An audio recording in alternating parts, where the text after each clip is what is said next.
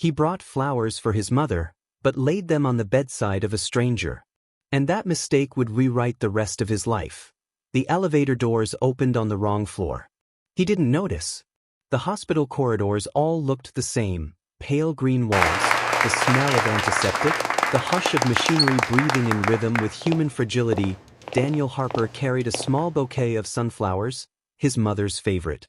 She had just come out of surgery, and the flowers were meant to cheer her up. But when he reached room 412 instead of 512, the sign on the door said, Allison Ray. He didn't think much of it. His mother had been moved before. He stepped inside quietly. The room was dim, curtains half drawn. A frail woman lay against white sheets, tubes running from her arms to silent monitors. Her hair was thin, her lips colorless, her eyes closed. There were no flowers, no cards, no family photos, nothing that suggested she was remembered by anyone. Daniel froze. Something in the air felt heavy, the kind of stillness that doesn't belong to the living. He set the flowers on the nightstand, whispered, "Mom, I'm here," and for a moment he thought she stirred. But when her eyes opened, they were gray, unfamiliar, and startled. "This isn't 512, is it?" he murmured. Her voice, when it came, was faint and dry. "No. But you can stay if you want." He stammered an apology, backing toward the door, but something, maybe guilt, maybe empathy, made him hesitate. The room felt so empty it echoed. He left quietly, but before closing the door, he looked back once more at the woman and the flowers glowing faintly under the fluorescent light. That it was a mistake. A human one. But fate, that day, was listening. The next morning, Daniel returned to the hospital with another bouquet. His mother was resting on the 5th floor, recovering well. But he found himself drawn back to room 412, as if something unfinished lingered there. Allison Ray was awake this time. Her eyes tracked him with a soft curiosity, like someone trying to remember a dream. "You came back," she whispered. Daniel smiled awkwardly. "I figured those flowers needed company." She laughed faintly, the sound dry but sincere. It was the first laugh that room had probably heard in weeks. That he sat down beside her bed, uncertain why. He asked simple questions: how long she'd been there, if anyone had visited, what she liked to read. Her answers came slowly, pieces of a life unraveling in gentle fragments. She had once illustrated children's books, she loved coffee with too much sugar, and she hadn't seen her husband in years. "I used to draw," she said quietly, eyes distant. "Now I can't even lift a pencil some days."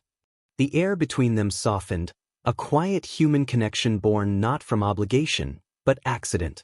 Daniel stayed until the nurse reminded him visiting hours were over. He promised to stop by again. And to his own surprise, he meant it. That night, he couldn't sleep. The image of her face, pale, brave, forgotten, stayed in his mind. Something inside him stirred, a recognition of loneliness that mirrored his own. When morning came, he didn't go to work. He went back to room 412. That over the next few days, their routine began to form, quietly, naturally.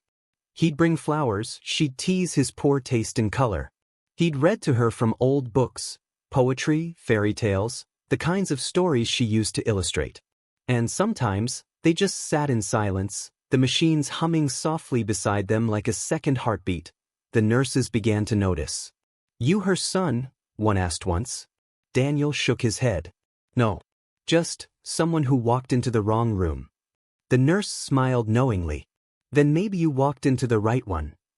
Each visit peeled away another layer of Allison's past. She told him about her husband, Michael, who'd left when her diagnosis returned. About friends who'd stopped calling because they didn't know what to say. About how the world had quietly erased her existence, until a stranger carrying sunflowers stumbled into it by mistake. Daniel never pitied her. That's why she began to talk. "Funny," she said one afternoon, sunlight streaming across her thin hands. "You came here to see your mother, and somehow ended up saving someone else's." He smiled softly. "Maybe I just got lost in the right direction." And that's when it happened, a small, almost invisible change. The color began to return to her cheeks. The doctors noticed, puzzled. Her test results improved. They called it a rare recovery, but Daniel called it something else entirely. The quiet power of being seen. Weeks later, the same corridor that had once felt cold now smelled faintly of fresh flowers. The hospital staff began to linger longer when they passed room 412. They smiled more. Allison laughed louder. Daniel brought books and sketches, and once, even a watercolor set. Her fingers trembled, but she tried, painting a crooked yellow sunflower on white paper. When he saw it, he couldn't speak. "It's not perfect," she said shyly. "It doesn't have to be," he whispered. "It's alive." The doctors called it a miracle. Daniel called it hope. But what neither of them knew was that miracles have a cost. And this one was about to ask for its price. They said she wouldn't live to see spring. But by the time the sunflowers bloomed, she was already sitting up, smiling at the man who refused to stop showing up. Hospitals are not made for miracles. They are built for control, beeps, schedules, charts, predictable rhythms of science. And yet in room 412, something unexplainable began to happen. To be why the end of March, Allison Ray, once pale as snow, could sit upright, sip tea, and argue about which color of flower looked best in the window. Her voice grew stronger, her eyes brighter, her laughter warmer. Daniel was there through it all. Every morning before work, he stopped by with coffee for himself and chamomile tea for her. Every evening, after visiting his recovering mother upstairs, he would return to Allison's room, reading aloud until she drifted into sleep. He didn't realize how attached he'd become until one night, as the nurse changed her foreline, she said softly, "You know, if this keeps up, we might have to discharge her." And his first instinct wasn't joy, it was feared. He'd grown used to room 412. The quiet, the way sunlight fell across her face at 10 a.m., the sound of her small, steady breaths. He realized that somehow, without warning, she had become part of his own healing too. To be why early April, whispers spread among the hospital staff. "The woman from 412, they'd murmur. "Her blood counts are stabilizing. The scans show improvement. It doesn't make sense." Allison overheard one of them once. She smiled faintly. "They're afraid of what they can't explain," she said. "But I'm not." Daniel smiled back. "You shouldn't be. Maybe this is what happens when someone finally believes you deserve to live." For a moment, neither spoke. There was nothing romantic in the air yet, only recognition. The kind that feels ancient. Two souls who had been strangers only weeks ago, now sharing the same small space as if they'd known each other forever. One day she asked him, "Why do you keep coming back, Daniel?" He hesitated. "Maybe because leaving feels wrong. Or maybe," she whispered, "you were sent here." The words hung between them, heavier than truth, lighter than faith.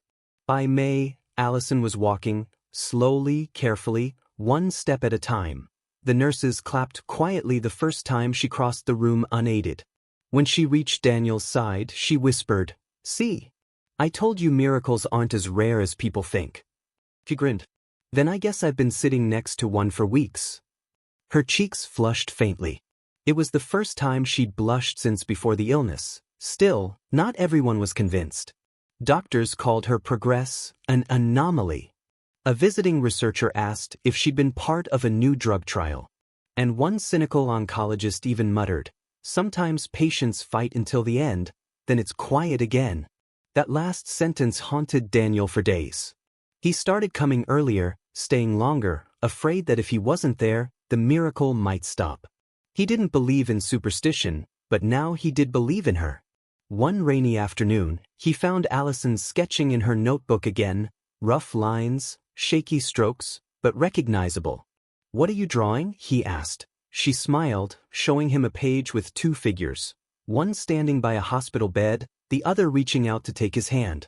"You," she said softly. "For me. The day you brought the wrong flowers." He laughed quietly, trying to hide how deeply it moved him. "I guess mistakes make good stories," he said. "No," she corrected gently, "they make new lives." Their friendship deepened into something unspoken, something beyond pity or curiosity. They began sharing memories. He told her about his late father, who never said, "I'm proud of you," but showed it by fixing things in silence. She told him about a little girl named Annie, a fictional character she'd once drawn for a children's book that never got published because the cancer came first. Maybe you'll finish it someday, he said. She smiled sadly. Maybe you'll give me a reason to. June came. Her room filled with light, flowers, and color. The walls once sterile now looked like part of a living home. Even the nurses started referring to room 412 as the garden. And yet, something inside Daniel had begun to shift too, an awareness that he was no longer visiting out of kindness. He was visiting because he couldn't imagine a world where she wasn't in it. The day of her discharge came suddenly, like an ending written too soon. The doctors called it an extraordinary recovery, and she laughed through tears as she signed the papers.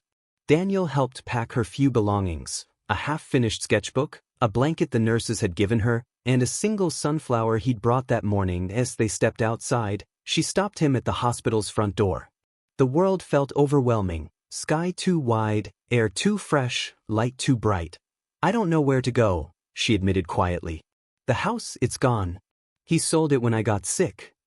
Daniel hesitated, watching her clutch the sunflower like a lifeline. Then he said the words before thinking them through, "Come with me. Just until you figure things out." She looked at him for a long moment, eyes full of both disbelief and trust. "Are you sure?"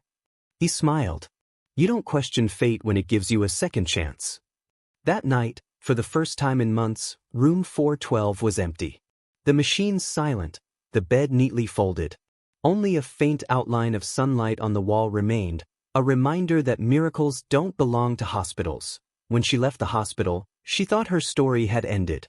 But love has a way of turning miracles into promises, and promises into destiny. When she crossed his doorway, the air in the house shifted. It was as if the walls had been waiting for her all along, waiting for someone who knew how to bring life back with silence and light. Daniel lived in a small two-story home just outside Minneapolis, nothing extravagant, but it carried the kind of quiet that made loneliness echo. His mother's things were still in boxes, his father's tools still hung in the garage, untouched. There was no laughter, no color, no scent of cooking, just order, control, and a faint trace of emptiness that lingered even when the lights were on. When Allison stepped through the door, suitcase in hand and a hesitant smile on her pale face, that emptiness began to dissolve. He showed her the guest room, which had once been his father's office. The furniture was plain, the curtains thin, but when she walked in, the first thing she said was, "It feels like home."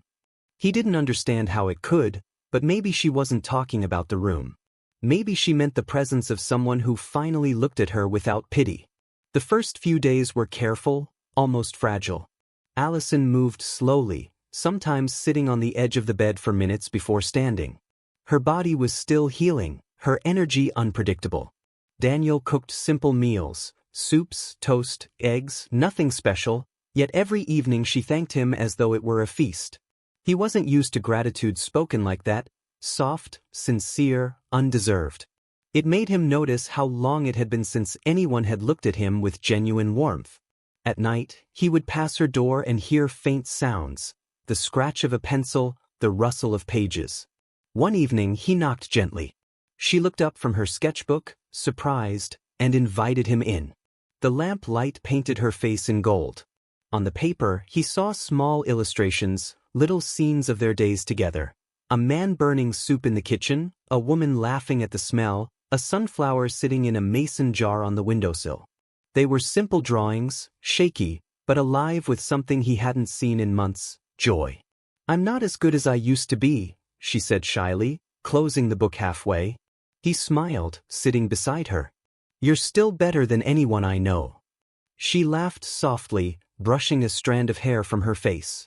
It was growing back now, not long, but enough to show defiance. That moment, lit only by the warm hum of the lamp, carried something deeper than comfort. It was a quiet bond forming between two people who had both lost too much, and somehow found each other in the ruins.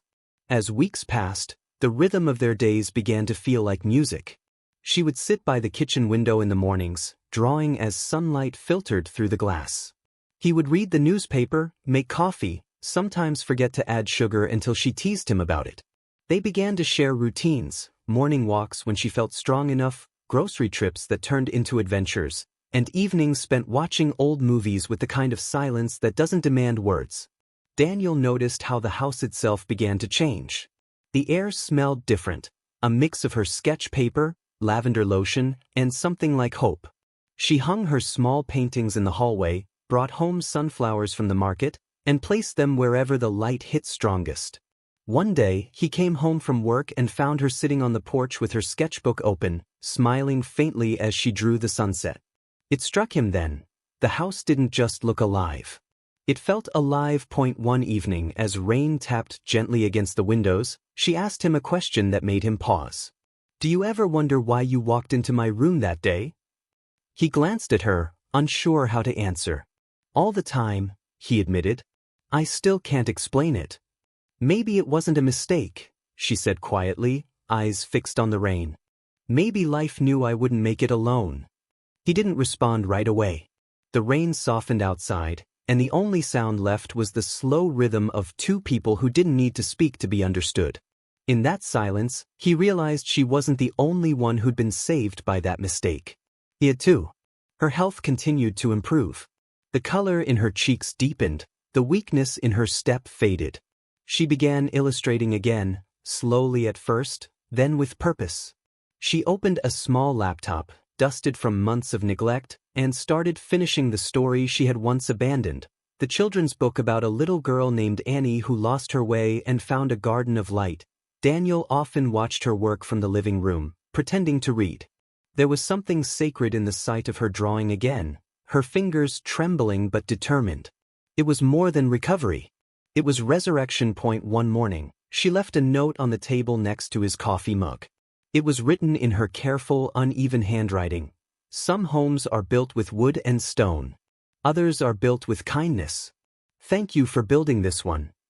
He folded the note gently, as if afraid it might break, and kept it in his wallet. Months passed. Seasons shifted from the pale cold of spring to the full brightness of summer. Their house, once silent, now carried the sounds of life. There was laughter in the kitchen, radio music in the evenings, and the faint scent of paint and paper always drifting in the air. But change, no matter how gentle, always carries a shadow. One night, as Daniel was locking up, he noticed a letter slipped through the front door. It bore no return address, only his name, written in sharp, elegant handwriting. He opened it slowly, frowning as he read that it was from Michael Harper, Allison's estranged husband. The words were brief, but coldly clear. "I heard she's alive. She's still my wife. We need to talk." Daniel stood there in silence, the paper trembling slightly in his hand. Upstairs, he could hear her humming softly, unaware of what had just arrived to disturb their fragile peace. He folded the letter, slid it into his pocket, and stared at the rain beginning to fall outside the window. The sound was familiar now, but this time, it didn't calm him. It sounded like something returning. Something he wasn't ready to face.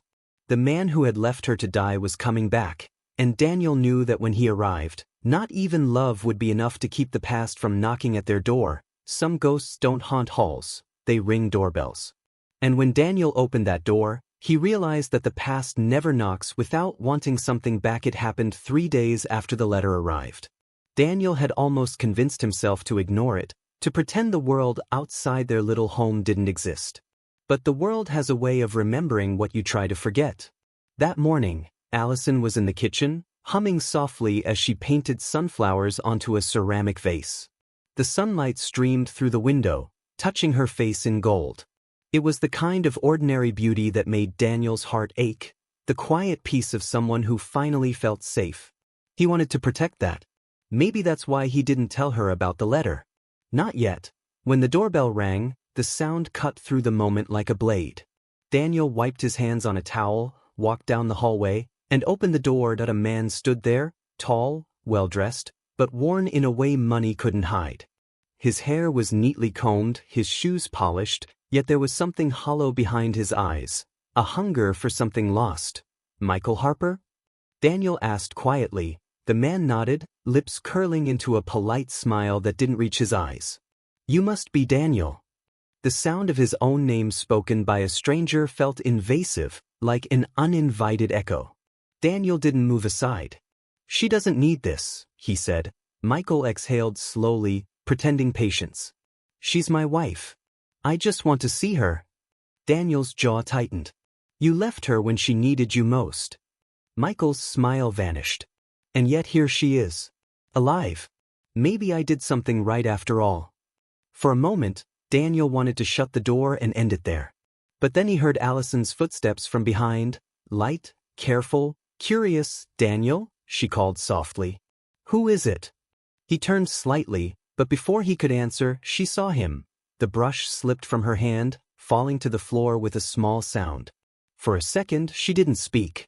Then, in a voice barely above a whisper, she said, Michael? Her face went pale, the color draining as memories she'd buried began to resurface. I had to see you, Michael said quickly, stepping forward. You weren't supposed to survive, Allison. But when I heard you did, he stopped himself, realizing too late how that sounded. She crossed her arms, steadying herself. When you heard I didn't die, you decided to remember I exist? Daniel stayed close, silent but protective, like a quiet wall of calm behind her. Michael's charm faltered. He looked around the room, the paintings, the flowers, the warmth, and something bitter flickered in his eyes. You built all this with him? Allison's voice was quiet but firm.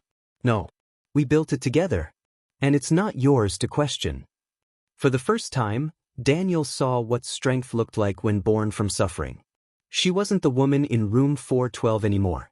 She was someone reborn, still fragile, but unbreakable. Michael's gaze shifted back to Daniel. Do you love her? The question hung like a challenge. Daniel didn't look away. Yes, he said simply. Michael smiled, but it wasn't friendly. Then I guess we're at a crossroads. He reached into his coat pocket and pulled out a folded document. She's still legally my wife. I could take her back. Or take what's hers. Her art, her royalties, everything she left behind. Allison's eyes widened. You can't. Can't. Michael said. Allison, you walked away from the world. You were declared incapacitated. I had to manage the assets. Daniel stepped forward. You mean you stole them? Michael laughed, the kind of laugh that fills empty rooms. Call it what you want. But maybe it's time we settle things properly. I want half of what's left, or I'll drag this to court. Allison's hands trembled, and Daniel could see how much it hurt her to even hear his voice again. You took everything once, she whispered, and you're still not full. He reached for her arm, but Daniel stepped in between them. The tension in the air thickened, like static before a storm. Michael's eyes hardened, and for a moment, Daniel thought the man might actually strike him. Then Allison spoke, her voice cutting through the air like quiet thunder. You're right about one thing, Michael. I was declared gone. But I came back. And that means I decide what happens next. She took the document from his hand, tore it neatly in half, and dropped it to the floor. Michael's composure cracked. You'll regret this. No, she said softly. I already did. For years. He left without another word, his shoes echoing down the driveway. For a long time, no one moved. The sunlight in the kitchen had shifted, golden fading into gray. Allison turned to Daniel, her breath shaky. He'll come back. I know, Daniel said. But next time we'll be ready.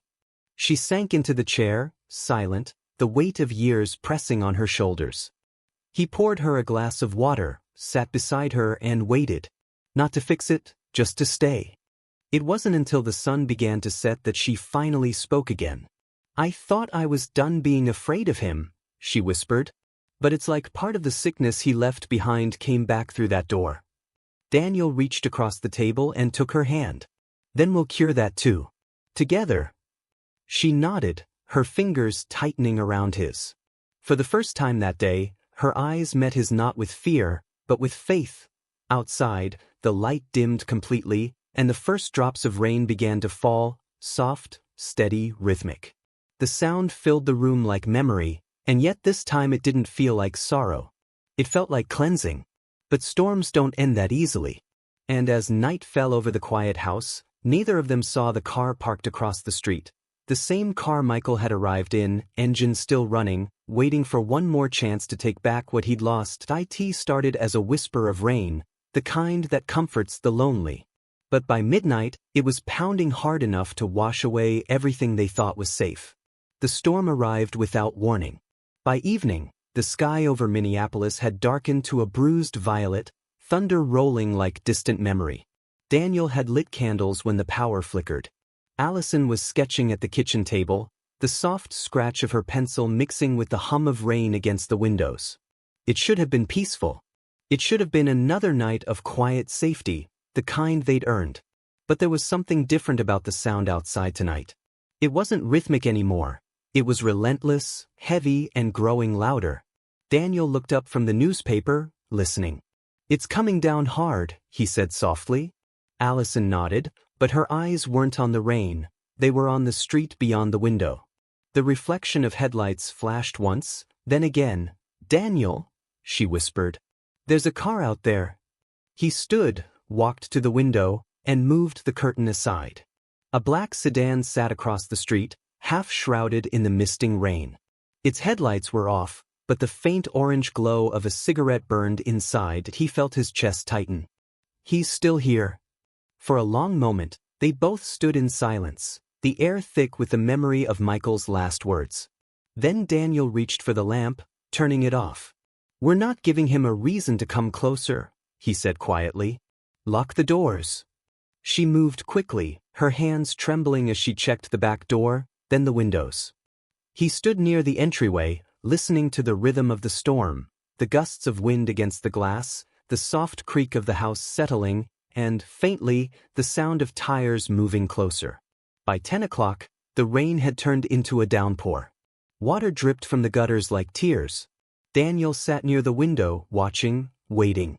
He told Allison to go upstairs and rest, but she refused. "If he's out there, I'm not hiding again," she said, her voice steady despite the fear beneath it. "Not from him. Not anymore." There was something in her eyes, strength carved from years of surviving what should have destroyed her. He admired it, feared it, loved it. At 10:37, the headlights blinked on. The car pulled forward slowly, stopping right in front of the house. Daniel's breath caught. The driver's side door opened. Michael stepped out, coat slick with rain, face shadowed under the streetlight. He walked up the path with the calmness of a man who believed the world still belonged to him. Daniel opened the door before he could knock. "Go home, Michael," he said, voice low but sharp. Michael smirked. "Still guarding what's mine, I see." "She's not yours," Daniel replied. Michael took a step forward, his shoes splashing through puddles. "You think she's healed because of you? You think your little rescue erased what we had?" He laughed softly. "You're a visitor in her story, Daniel. I'm the one who wrote the first chapter." Allison appeared behind Daniel, her voice cutting through the storm. "You wrote the first one, Michael. But I ended it." He turned toward her. "You're still my wife." "I was," she said quietly, "until the day you stopped being a husband." For a moment, the only sound was rain pounding on the roof. Then Michael's voice hardened. "You took everything I had. My house, my money, my name." Allison interrupted him. "You left them all behind the day you left me." He stepped closer, fury flashing in his eyes. "You think you can erase me with your pretty new life?"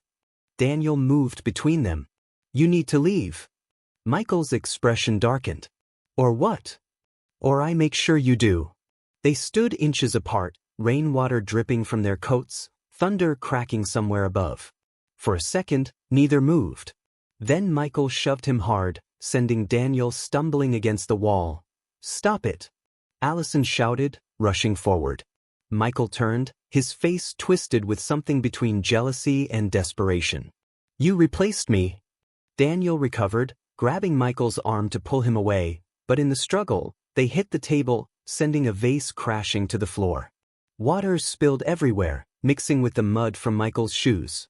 The room filled with chaos, thunder outside, breathless anger inside. Then Allison shouted, "Enough!" The word echoed through the room like a gunshot. Both men froze. She stood in the center of the room, trembling but unbroken.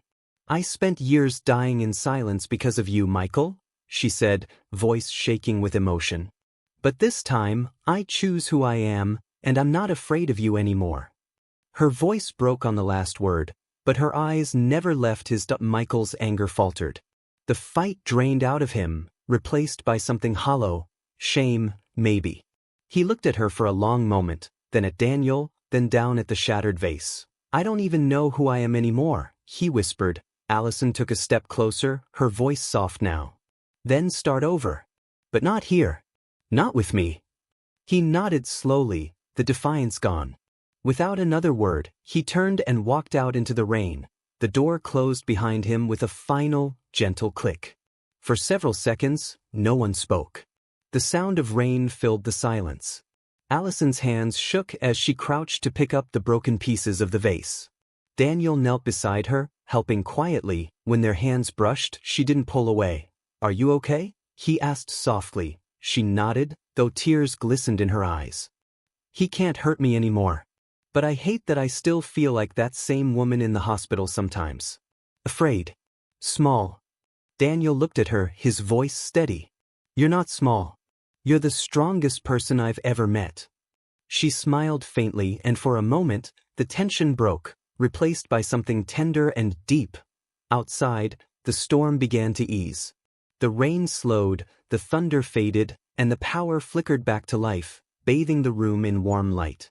The sunflower painting above the table shimmered faintly under it, whole again, untouched by the chaos below. Allison leaned against him, exhaustion settling in. You stayed, she murmured. Always, he said. Even when I walked into the wrong room.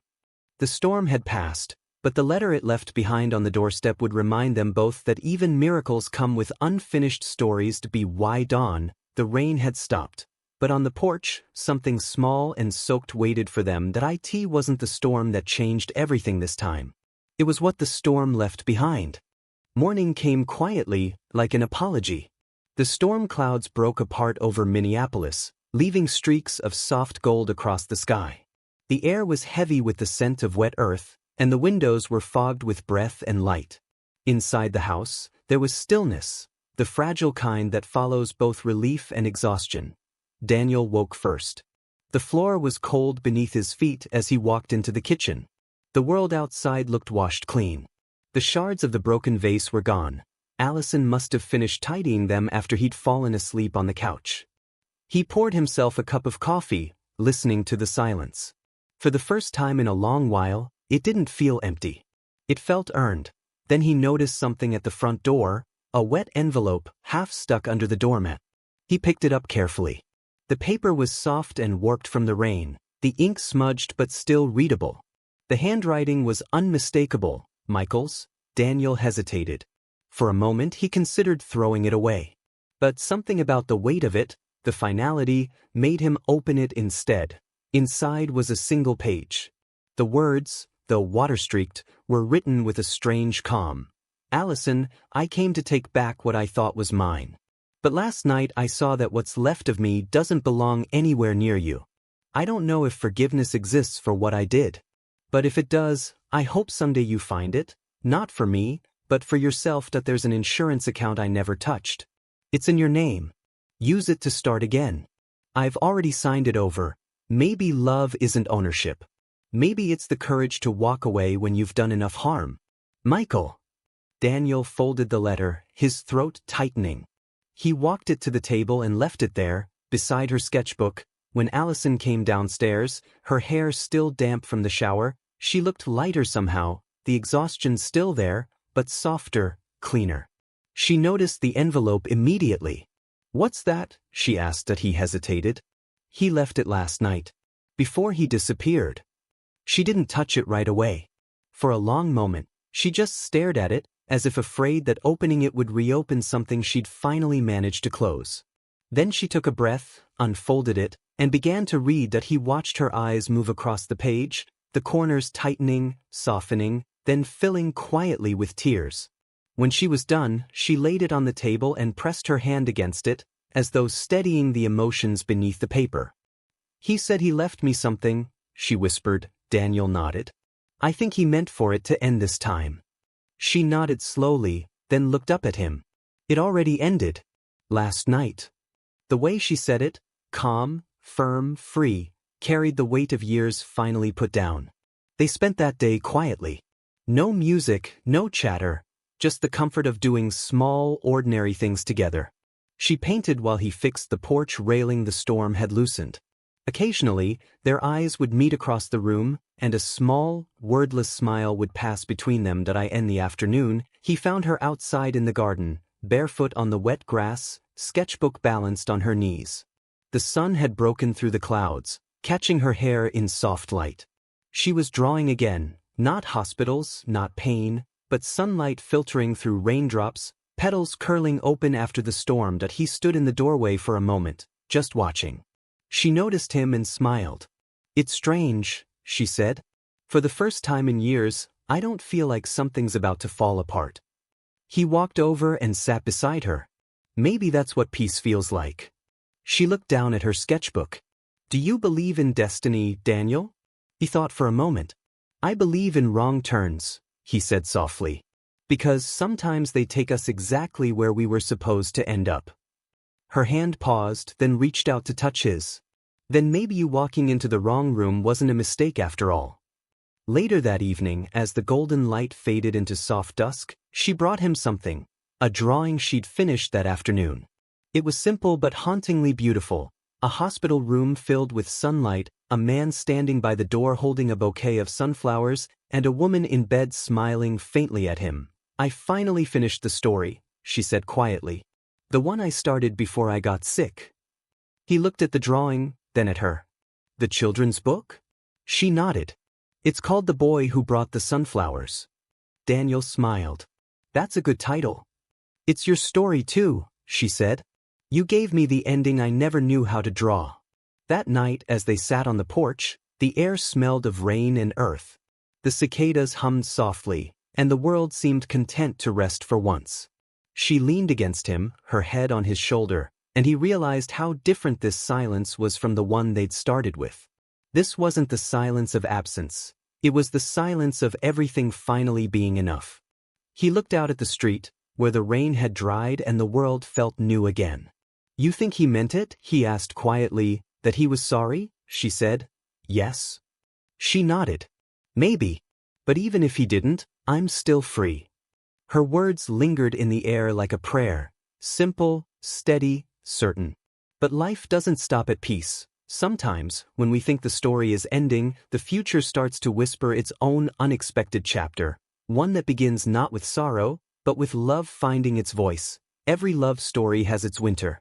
But the miracle was that theirs learned how to bloom again, under sunlight, laughter, and the sound of a life they never meant to build. Summer came to Minnesota slowly, as if afraid to disturb the peace it had found. The mornings grew longer, the air sweeter, and the house that had once been defined by its silences began to hum with life. The windows stayed open now, letting in the scent of grass and coffee, and the faint rustle of sunflowers outside that seemed to turn toward the laughter inside. It had been months since the night of the storm, months since the letter, since the last ghost had left their doorstep. Allison's recovery had gone from improbable to extraordinary. She no longer moved cautiously, no longer hesitated before every step. There was color in her skin again, warmth in her tone, and a quiet strength in the way she carried herself. Daniel noticed the difference most in the mornings. She'd wake early, barefoot, her hair loose and eyes still sleepy, yet full of life. She'd brew coffee and tease him for never remembering how much sugar she liked. Sometimes she'd hum old songs as she painted, and he'd stand in the doorway pretending to check his phone, just to listen. Their days followed no schedule now. They had stopped counting time in hours and started measuring it in moments. The smell of paint drying, the sound of pages turning, the taste of burnt toast followed by laughter. It was simple, unremarkable to the world, but to them, it was everything. Allison's art began to flourish again. She took her sketches, the ones she'd done during recovery, and started sending them to old contacts in the publishing world. Some responded with surprise, some with disbelief. But one afternoon, she received an email from a small children's press in St. Paul. They wanted to publish her unfinished series, Annie's Garden of Light. When she read it aloud, Daniel laughed with disbelief. "You're back," he said softly. She smiled, though tears shimmered in her eyes. "No," she whispered. "I never really left. I just needed to be found." He pulled her close, and for a long moment, neither spoke. The air smelled faintly of turpentine and sunlight, and in that stillness, it felt as though the house itself was holding its breath in gratitude. As the weeks passed, their connection deepened into something neither had the courage to name. It wasn't dramatic or sudden, it was quiet, like the way sunlight creeps across a room in the morning, unnoticed until everything is warm again. One evening, after a long day of work, Daniel found her in the garden planting new sunflower seeds. The soil was dark and damp beneath her hands, her fingers streaked with earth. She looked up at him, smiling. "They'll be taller than me by August." He knelt beside her, helping her press the seeds into the soil. "Then we'll need stronger fences," he teased. She laughed softly, brushing dirt onto his cheek. "And you'll need better jokes." For a moment, they sat there, two people who had met by mistake, now creating something that felt like destiny. As they finished, she looked at the patch of soil and whispered, "You know, when I was in the hospital, I used to dream about this. Not a garden, not even a house. Just someone who wouldn't leave when things got hard." Daniel turned toward her, his voice low. "And now that someone's here?" She met his gaze. "Now I'm afraid to wake up." He reached over, brushing the dirt from her fingers, his touch careful, reverent. "You're not dreaming, Allison." Her eyes softened. "No," she said. "I'm living." In late July, her first printed book arrived. The package was small, wrapped in brown paper. She opened it at the table, Daniel beside her, and when she saw the cover, a painted girl holding a sunflower in a field of gold, she pressed her hand to her mouth. "It's real," she whispered. Daniel smiled. "Of course it is." She flipped through the pages, and when she reached the dedication, she paused, for the man who walked into the wrong room and brought the sun with him. He looked at her, eyes shining. "You wrote that?" She nodded. "It's the truest thing I've ever written." He didn't reply. He just reached for her hand, and in the quiet between them, something unspoken finally settled. Not confession, not question, but recognition. They were already what they'd been afraid to name. By the time August came, the garden had bloomed. Rows of tall sunflowers stretched toward the sky, their golden faces following the sun as it crossed the horizon each day. The neighbors often stopped to admire them, unaware of the story that had planted their roots. One evening, as they sat on the porch watching the light fade, she turned to him suddenly and said, "You know what's strange?" "What?"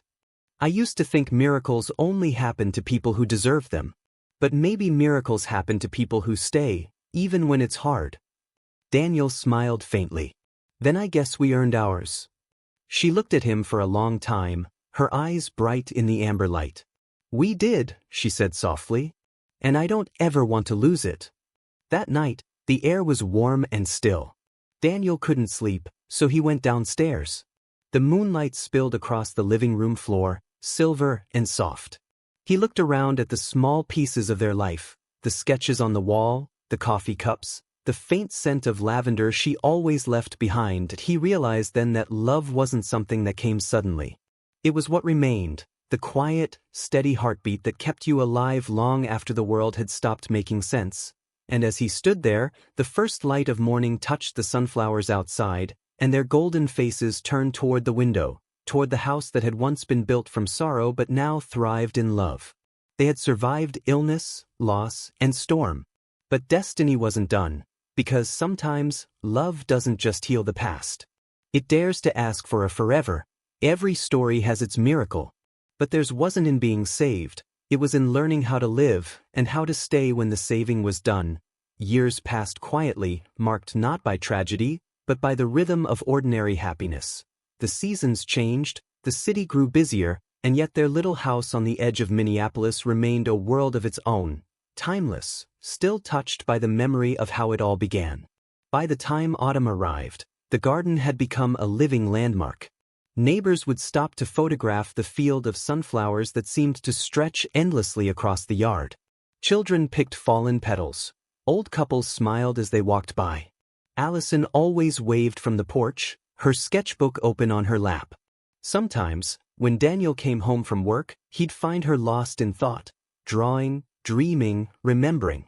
She'd tell him that she still couldn't believe it sometimes, that a mistake, a wrong floor, a wrong door, had rewritten both their lives. He'd always smile, brush her cheek, and remind her softly, it was never wrong. It was waiting. In time, Allison's story began to spread beyond their home. Her book, Annie's Garden of Light, became a quiet success, not a bestseller, but one of those rare, timeless stories that parents read to their children and teachers kept on classroom shelves. The story of loss, light, and a little girl who found her way home touched people more than she could have imagined. Letters began to arrive, hundreds of them, from readers who had lost someone, fought through illness, or simply needed a reminder that beauty could grow out of brokenness. She read each one, tears often blurring the words. I never thought my pain would help anyone, she confessed one evening, sitting beside Daniel as the sunset poured through the kitchen windows. He smiled. That's the thing about pain. Once you survive it, it becomes light for someone else. She looked at him for a long time, her eyes shimmering in the golden light. You're the one who showed me that. Their love deepened not through grand gestures, but through constancy, the quiet loyalty of two people who never needed to prove anything anymore. They cooked together, argued sometimes about nothing, laughed over old movies, and filled their home with the kind of warmth that didn't demand attention. And then one day, Daniel proposed, not in some dramatic setting, but in the garden among the sunflowers. It was late afternoon, the air heavy with the scent of earth and pollen. He had no speech prepared, no ring box in hand, just sincerity. Allison, he said softly, I never meant to find you. But I don't want to spend another day pretending that accident wasn't the best thing that ever happened to me. So, if you'll have me, not as a savior, not as a mistake, but as someone who wants to keep walking beside you, will you marry me? She didn't cry. She didn't even speak for a moment. She simply nodded, then stepped forward and kissed him with the quiet certainty of someone who had already said yes 1,000 times in her heart. They married in the same hospital where it all began. It was Allison's idea, a way of closing the circle. The nurses who had once whispered about her recovery stood smiling in the back row, some wiping tears. The ceremony was small, the vows simple, and the air smelled faintly of antiseptic and lilies. When Daniel slipped the ring onto her finger, she looked at him through tears and said softly, You walked into the wrong room and found the right life. He laughed quietly. Guess I should stop trusting hospital directories. The room erupted in gentle laughter, and for a moment, everything, the years of pain, the fear, the loss, felt like a distant dream. They spent their honeymoon not on some distant coast, but at home, repainting the porch, planting new flowers, and sketching plans for a studio Allison wanted to build out back. The days passed slowly, each one like a small promise fulfilled. One evening, as the sun sank low over the horizon, Daniel found her standing among the sunflowers again. The golden light wrapped around her, soft and glowing. She turned when she heard him, smiling faintly. Remember when you said miracles have a cost? She asked. He nodded. I do. Well, she said, I think we paid ours. And I think it was worth it. He walked over, taking her hand. The wind brushed through the flowers around them, and for a moment, it felt like the world was breathing with them, slow, tender, infinite. They stood in silence, the air thick with peace. The horizon burned with amber light, and the petals of the sunflowers swayed gently, bowing toward the last rays of the day. That night, as the sky deepened into twilight, Allison placed a new painting on the mantel.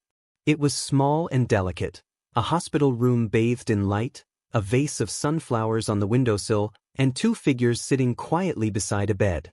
Underneath, she had written a single line, the wrong room that became home.